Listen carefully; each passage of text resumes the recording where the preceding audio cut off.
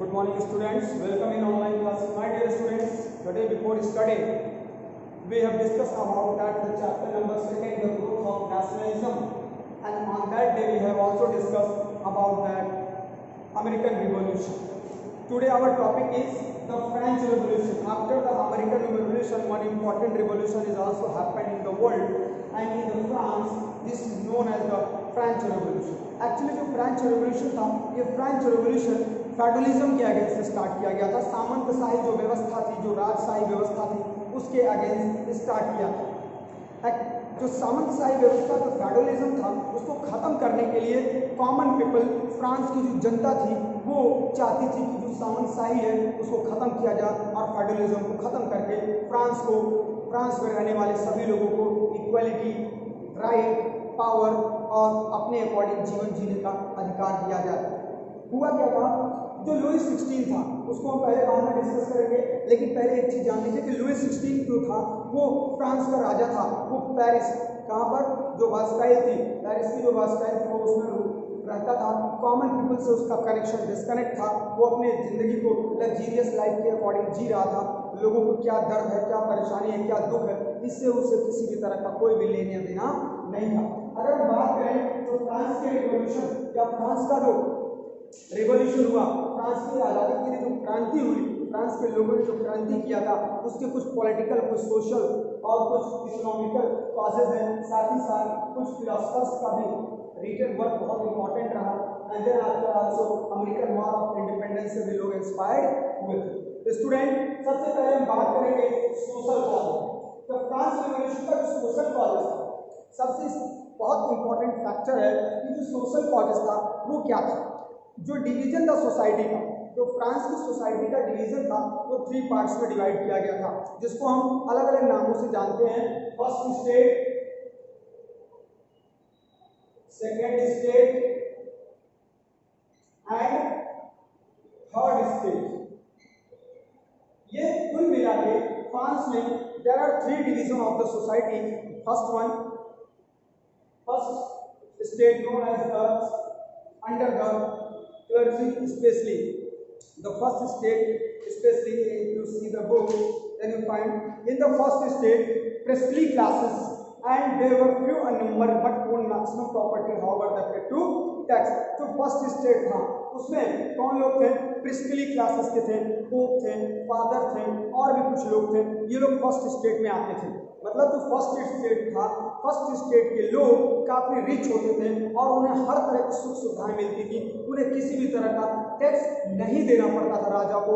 ये जो first state के लोग हुआ करते थे, जिसमें प्रिस्ट, क्लेर्जीमैन, पोप एंड फादर आते थे। नंबर ऑफ वेरी लिमिटेड, इनकी जो नंबर थी वो लगभग 1 लाख थी। पूरे फ्रांस में ये लगभग 1 लाख लोग ही थे। इनकी संख्या बल्कि बहुत ही कम थी फ्रांस में। ये लगभग फर्स्ट स्टेट के लोग जो थे, जिनको हम बोलते हैं priestly classes, they are free all type of taxes, इनकी संख्या 1 लाख थी। इसके बाद आता है सेकेंड स्टेट। सेकेंड स्टेट में जो लोग रहते थे उन्हें हम बोलते थे नोबेल। ये भी फ्री थे। नोबेलिटी, जो second state consisted of the nobility, जो सेकेंड स्टेट के लोग थे, इनकी संख्या लगभग 4 लाख थी। How many? 4 लाख, लगभग 4 लाख थे। और इनको भी किसी भी तरह का कोई टैक्स नहीं देना पड़ता था। किसी भी तरह का कोई अधिक या किसी भी तरह का कोई फाउंडेशन नहीं था। इनके पास काफी लैंड, काफी रिच रिसोर्सेज अवेलेबल होते थे। They also free from all type of the taxes. तीसरी जो स्टेट थी, जिसको हम बोलते हैं थर्ड स्टेट। थर्ड स्टेट में कौन कौन से लोग थे? ये थर्ड स्टेट क्या था? एक्चुअली जो सोसाइटी का डिवीजन थर्ड स्टेट में था, थर्ड स्टेट के लोगों के ऊपर तमाम तरह के टैक्स इंपोज किए गए थे राजाओं के द्वारा, लुई 16 के द्वारा। उस समय जब फ्रांस की क्रांति हुई तो उस समय लुई 16 वहाँ का राजा था। एक और बात आती है कि वहाँ पर लुई 16 का जो खजाना था वो काफी हद तक खत्म हो चुका था, और लुई 16 अपने खजाने को भरने के लिए अपनी काउंसिल की एडवाइस से तमाम तरह के, जब उसे जी आता तब वो टैक्स इंपोज करता था थर्ड स्टेट के ऊपर। थर्ड स्टेट में कौन लोग थे? थर्ड स्टेट में merchants, lawyer, teacher, craftsman, traders, इनकी संख्या करीब 6 means we can say that 70% population, कह सकते हैं कि 70% जो पॉपुलेशन था थर्ड स्टेट में वो किसका था, landlord, teacher, lawyer and some other important craftsman. चूंकि इनकी संख्या बहुत ज्यादा थी और हर तरह की टैक्स, हर तरह की प्रॉब्लम, हर तरह की दिक्कत इन्हीं को झेलनी पड़ती थी जो थर्ड स्टेट के लोग थे। कि थर्ड स्टेट के लोगों के ऊपर जो टैक्स इंपोज किया गया, इस टैक्स का कोई फाइनली कोई जरूरत नहीं होती थी, लेकिन जब कभी भी किसी को लगता था वो टैक्स इंपोज कर सकते। तो ये इंपॉर्टेंट डिसीजन था। Society was unequally distributed between the first and second and third state. So the first cause is the social division. Second, political causes. ये political causes क्या था? एक्चुअली जो राजशाही तंत्र थी, जो फेडरलिज्म शासन व्यवस्था चलती थी फ्रांस में, ये लुई 14 से लेकर लुई 16 तक आते आते काफी हद तक करप्ट हो चुकी थी। Louis 16 never want to watch that what is the problem and what is the main differences among the peoples of France. Students, in this political cause no one having the common right or the civil right. हर एक तरह का अधिकार, हर एक प्रजा का अधिकार, प्रजा की लिबर्टी, फ्रीडम स्पीच, ये किसी भी तरह का कोई भी अधिकार कॉमन पीपल्स को या खासकर थर्ड स्टेट को नहीं दिया गया था। Totally, the king was much more powerful and the king never want to see that what's problems going on in the society. वो अपनी वर्षाई, जैसे कि आपने अभी बुक में देखोगे यहाँ पर दिखाई देगा Louis 16 and his queen Marie Antoinette जो राइट में है, light in the magnificent place of Versailles. Versailles के एक बहुत ही भव्य, आप कभी किसी वीडियो में देखिए या वर्साइल के प्लेस को देखेंगे तो एक राजशाही व्यवस्था जो कि काफी खूबसूरत, जैसा लगता है स्वर्ग जैसा बनाया गया था। इसमें ये लोग रहते थे। इनको बाहरी दुनिया में क्या हो रहा है, फ्रांस में लोगों की क्या दिक्कतें हैं, इससे इनको कुछ भी लेना देना नहीं था। पूरी तरह से इनकी लाइफ लग्जरियस थी। हर एक तरह की सुख सुविधाएं इनके राज्य में, इनके भवन में या इनके महल में मिलती थी। Okay, so the political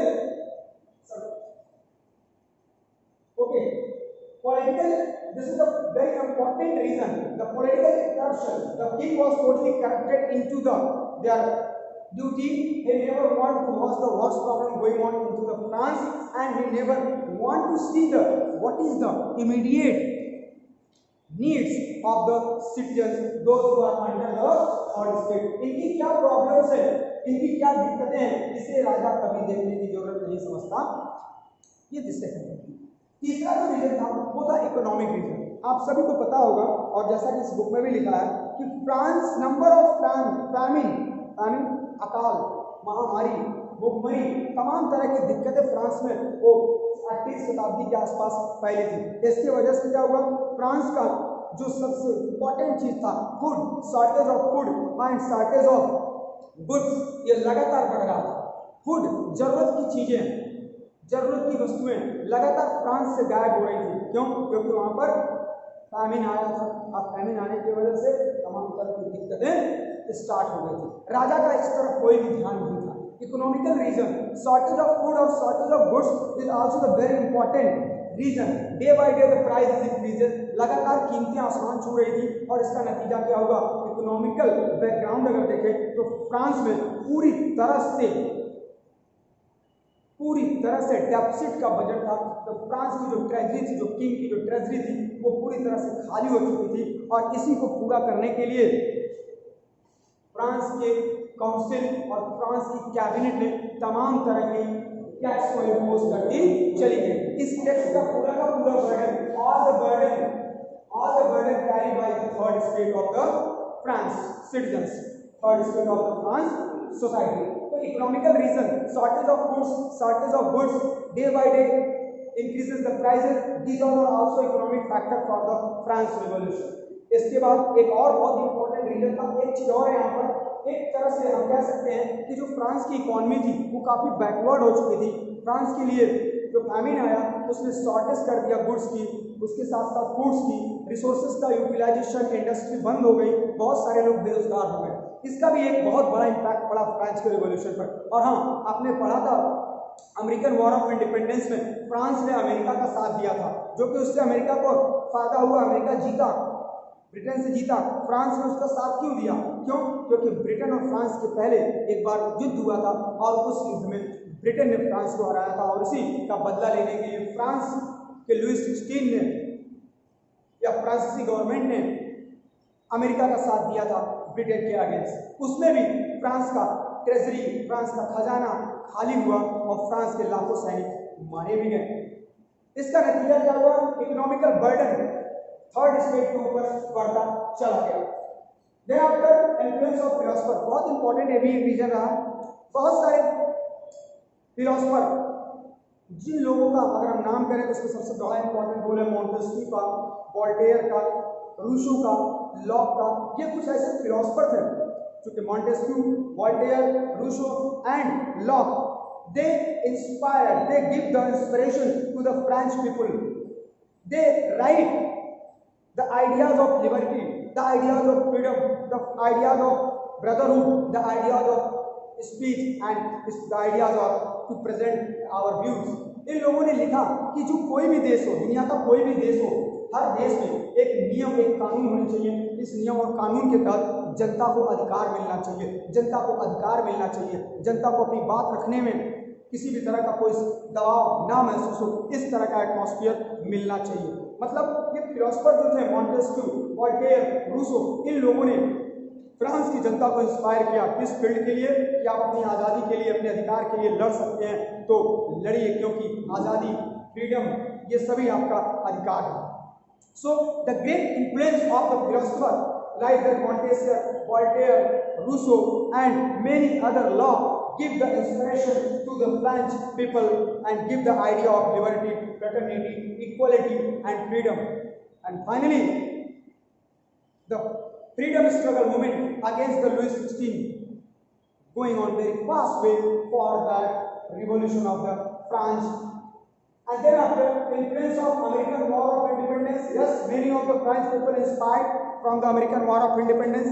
America के लोगों ने अंग्रेजों से अपनी आज़ादी ले लिया था, तो इस चीज़ को लेकर फ्रांस के लोग ने भी उस अमेरिकन वॉर ऑफ इंडिपेंडेंस से इंस्पायर्ड हुए कि क्यों ना, अगर अमेरिका जैसा देश ब्रिटेन को हरा सकता है, ब्रिटेन से आज़ादी छीन सकता है, तो हम अपने राजा के अगेंस्ट क्यों नहीं रिवोल्ट कर सकते हैं। तो कह सकते हैं कि American War of Independence also give inspiration to the France, to the French citizens to fight against the Louis 16। Student, ये सारे रीजंस हैं जिसको हमने एक करके आपको बताया। इसके बाद आता है the outbreak of the revolution. इस रिवॉल्यूशन की शुरुआत कैसे हुई? अगर आपके पास बुक हो तो आप देख सकते हैं, यहाँ पे लिखा है द पेरिस कोड ओथ।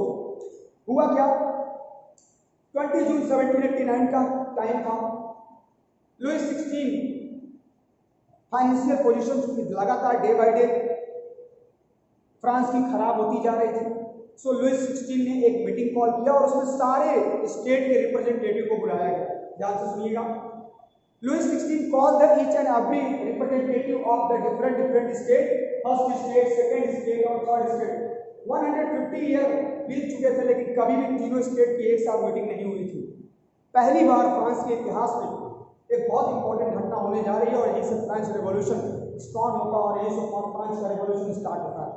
होता क्या है, लुईस 16 को लगा कि फाइनेंशियल पोजीशन अगर बहुत ज़्यादा खराब हो रही है तो हमें या तो न्यू टैक्स इंपोज करने पड़ेंगे या कोई और तरीका निकालना पड़ेगा। इसके लिए उसने एक मीटिंग बुलाई और उस मीटिंग को बुलाने के लिए उसने सारे मतलब जितने भी स्टेट के रिप्रेजेंटेटिव थे सभी रिप्रेजेंटेटिव इस मीटिंग में पार्टिसिपेट किए। कह सकते हैं कि लगभग फर्स्ट स्टेट से 300 लोग, सेकेंड स्टेट से 300 लोग और थर्ड स्टेट से, चूंकि नंबर ऑफ मेजॉरिटी मैक्सिमम थी इसमें थर्ड स्टेट में, तो number of member as a representative participated in the meeting of the Paris Court in the 4th July 20 June 1789। 20 जून 1789 को 300 लोग फर्स्ट स्टेट से आए, 300 लोग सेकेंड स्टेट में बुलाए गए और 600 लोग थर्ड स्टेट में बुलाए गए। नंबर ऑफ मेंबर सबसे ज्यादा किसमें थे?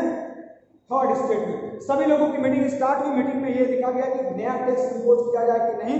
तभी होता क्या है कि सेकेंड स्टेट के लोग और थर्ड स्टेट के लोग और फर्स्ट स्टेट के लोग अपनी अपनी वोटिंग को देने के लिए रेडी होते हैं। बट जैसे फर्स्ट स्टेट और सेकेंड स्टेट के लोग अपनी वोटिंग राइट को देते हैं या वोट करते हैं कि इस फाइनेंशियल क्राइसिस से निपटने के लिए टैक्स लिया जाए या नहीं, वैसे ही थर्ड स्टेट के लोगों ने कहा कि मैं इसके फेवर में हूँ या इसके अगेंस्ट में हूँ, इसके लिए हमसे इंडिविजुअली वोट कराया जाए। इंडिविजुअली मतलब अगर ये वोट देते हैं 300 और 300 तो इनको हम मानेंगे 1 and 1, और अगर ये वोटिंग करते हैं तो इनको हम मानेंगे 2, मतलब अगर इनको देखें तो इनकी मेजॉरिटी ज्यादा होगी। इसलिए इन लोगों ने कहा कि हमें इंडिविजुअल मीटिंग करने के, इंडिविजुअली हमारी आइडिया दिया जाए, एक एक करके हमसे पूछा जाए कि हम फेवर में हैं टैक्स के कि नहीं। ऐसा करने के लिए थर्ड स्टेट के लोगों ने डिमांड किया, किससे? लुईस 16 से। लेकिन ऐसा हुआ नहीं। लुईस 16 ने इन्हें पेरिस कोड से बाहर निकाल दिया, और पेरिस कोड से जैसे ही बाहर निकाला थर्ड स्टेट के लोगों ने एक नेशनल असेंबली बना दिया, और नेशनल असेंबली ने डिमांड किया कि जब तक इस देश का कॉन्स्टिट्यूशन, न्यू कॉन्स्टिट्यूशन नहीं लिखा जाएगा तब तक हम नेशनल असेंबली के लोग डिसबैंड नहीं करेंगे, इस मीटिंग में को छोड़कर नहीं जाएंगे। And finally the tennis court, लोगों ने टेनिस कोर्ट में शपथ लिया, टेनिस कोर्ट में एक कसम हुई, पास में आपका टेनिस कोर्ट में खड़े होकर थर्ड स्टेट के लोगों ने शपथ ली कि जब तक नेशनल असेंबली, सभी लोगों ने, थर्ड स्टेट के लोगों ने एक ऑर्गेनाइजेशन बना लिया जिसको बोलते हैं नेशनल असेंबली। नेशनल असेंबली ने डिमांड किया to write a new constitution, एक नया संविधान लिखा जाए, और तभी हम इस मीटिंग को डिसबैंड करेंगे, तभी इस मीटिंग से हम जाएंगे। And then after the storming of Bastille, ऐसा ना करने पर लुईस 16 ने पेरिस और बास्टाइल के आसपास मिलिट्री का सहारा लिया, और इसका नतीजा क्या हुआ? लोग उग्र हो गए। थर्ड स्टेट के लोगों ने देखा कि हमारी बात को नहीं सुना जा रहा है, लुईस 16 हमें न्यू कॉन्स्टिट्यूशन लिखने का अधिकार अगर नहीं दे रहे हैं, तो ये पेरिस और बास्टाइल के आसपास मिलिट्री की जो कैंपेन रखी गई है, मिलिट्री बुलाया जा रहा है लुईस 16 के द्वारा।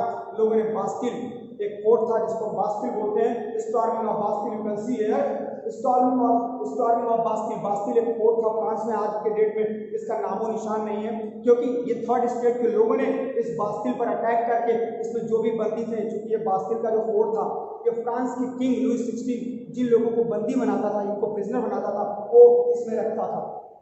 लोगों ने इस पर अटैक कर दिया, क्योंकि लोगों को यह भी मालूम था कि अगर बास्टिल पर हम अटैक करते हैं तो यहाँ से हमें कुछ हथियार भी मिल जाएंगे, क्योंकि थर्ड स्टेट के पास लड़ने के लिए उनके टूल्स ही केवल थे, उनके पास कोई भी वेपन्स नहीं थे। इसी की चाह में कुछ लोगों ने बोला कि बास्टिल पर अगर अटैक करेंगे तो हम वहाँ पर बहुत सारे हथियार रखे हैं, उसे ले सकते हैं।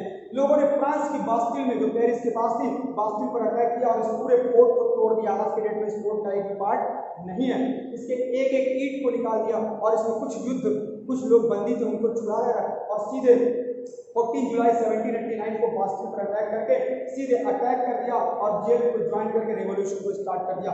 Finally the end of the monarchy और monarchial system of the government federalism खत्म होने के कगार पर आ गया। लुईस 16 को लगा कि स्थिति बहुत खराब हो सकती है, इसीलिए लुईस 16 ने सरेंडर कर दिया, और लुईस 16 के सरेंडर करने के बाद monarchial system of the government federalism समाप्त हो गया।